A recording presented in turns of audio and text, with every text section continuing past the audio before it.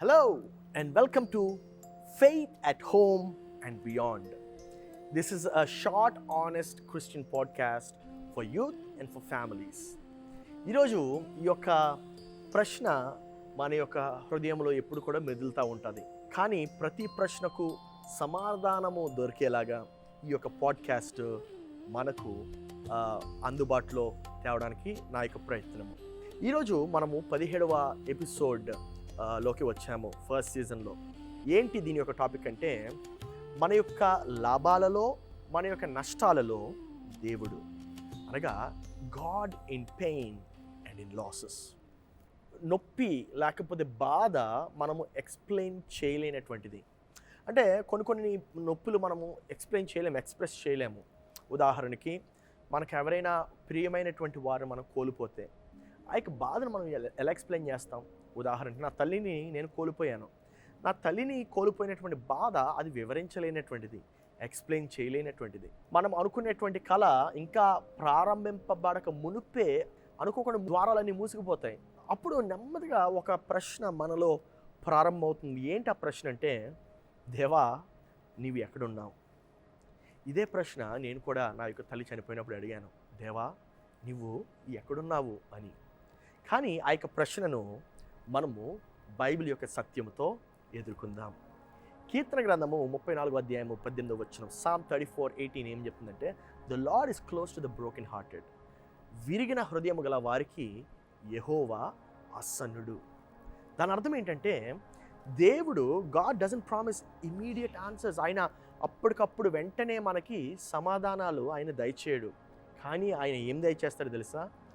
తన యొక్క వాగ్దానాలు, తన యొక్క సన్నిధి. యేసుని కూడా చూసినట్లయితే ఆయన లాజరు యొక్క ఆ యొక్క సమాధి దగ్గర యేసు ప్రభు ఏడ్చాడు. దాని అర్థం ఏంటంటే, దేవుడు నొప్పి తెలియనటువంటి వాడు కాడు.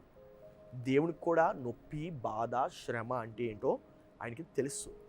కాబట్టి ఆయన ఈ యొక్క నొప్పిలో ఆయన కూడా మనలాగా పాలుభాగిస్తాడే. విశ్వాసం అనగా మనము బాధ పడకపోవడం కాదు. విశ్వాసం అనగా మనము ఒంటరిగా బాధ పడకపోవడం.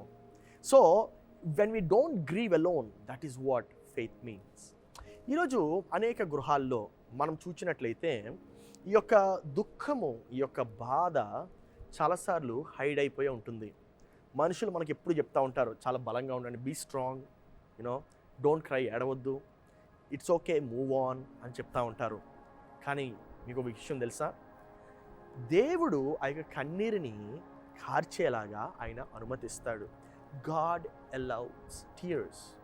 అంటే దాని అర్థం ఏంటంటే, ఆయన ఆ యొక్క నిశ్శబ్దాన్ని ఆయన వింటాడు. నీ యొక్క నిశ్శబ్దాన్ని ఆయన వింటాడు. నీ యొక్క కన్నీటిని ఆయన చూస్తాడు. ఆయన ఎప్పుడు ఉంటాడో తెలుసా? మన యొక్క మాటలు ఫెయిల్ అయినప్పుడు ఉంటాడు. ఖచ్చితంగా ఉంటాడు. ఏమండి, తల్లిదండ్రులు చాలాసార్లు పిల్లల ముందు ఓపెన్గా ఏడవరు. కానీ మీకు విషయం చెప్పనా? It's okay to grieve openly. మనం బహిరంగంగా ఏడ్చినా ఏం పర్వాలేదు, వచ్చే నష్టము ఏమీ లేదు. యవనస్తులు, మీ యొక్క నొప్పి, మీ యొక్క బాధ చాలా వ్యాలిడ్. అది డోంట్ టేక్ ఇట్ లైట్లీ. అదే రీతిగా కుటుంబాలకు చెప్పే మాట ఏంటంటే, స్వస్థపరచబడ్డం కొంచెం సమయం పడుతుంది. Healing takes a little time. అందుకే దేవుడు ఎప్పుడు కూడా నెమ్మదిగా నడుస్తాడు. ఎవరితో అంటే, గాయపరచబడిన వారితో. ఆయన ఖచ్చితంగా ఉంటాడు. ఆయన వారితో ఖచ్చితంగా నడుస్తాడు. ఈరోజు నీకు దేవుని యొక్క ఆ యొక్క కంఫర్ట్ నీ జీవితంలో ఎక్కడ కావాలి? ఏ భాగంలో కావాలి? ఎవరి గురించి దుఃఖిస్తున్నావు? దేవుడు ఖచ్చితంగా నిన్ను అక్కడ కంఫర్ట్ చేస్తాడు. ఈరోజు ప్రార్థిద్దామా? దేవా నాకు సుఖాన్ని ఇచ్చేవాడువయ్యా. దేవా నా యొక్క బాధల్ని ఏదైతే నేను పట్టుకుని ఉన్నానో వాటిని స్వస్థపరిచేవాడువయ్యా అని చెప్పి మనము ప్రార్థిద్దామా? కళ్ళు మూసుకుందాము. దేవా నీకు వందనాలు చెల్లిస్తున్నాం రాజా.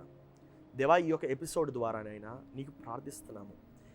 ఏ హృదయాలైతే గాయపరచబడి ఉన్నాయో, ఏ హృదయాలైతేనైనా ఇంకా ఆ యొక్క గాయాన్ని పట్టుకొని ఉన్నాయో, దేవా ఆ యొక్క హృదయాలతో నీవు మాట్లాడమని ప్రార్థిస్తున్నాము. దేవా వారికినైనా నీ యొక్క నెమ్మదిని దయచేయము. దేవా నీ యొక్క స్వస్థతను దయచేయము. దేవా ప్రతి అడుగులో నీవు వారితో నడవమని ప్రార్థిస్తున్నాము. దీవించుము, ఆశీర్వదించుము. దేవా, ప్రతి గాయాన్ని మానిచేవాడు నీవయ్యా. దేవా, ఆ యొక్క గాయాన్ని మాన్పమని ప్రార్థిస్తున్నాము. యేసు పరిశుద్ధ నామంలో అడిగి ప్రార్థిస్తున్నాం తండ్రి, ఆమేన్. ఈరోజు దేవుడు మీకు సమీపంగా ఉన్నాడు. God bless you.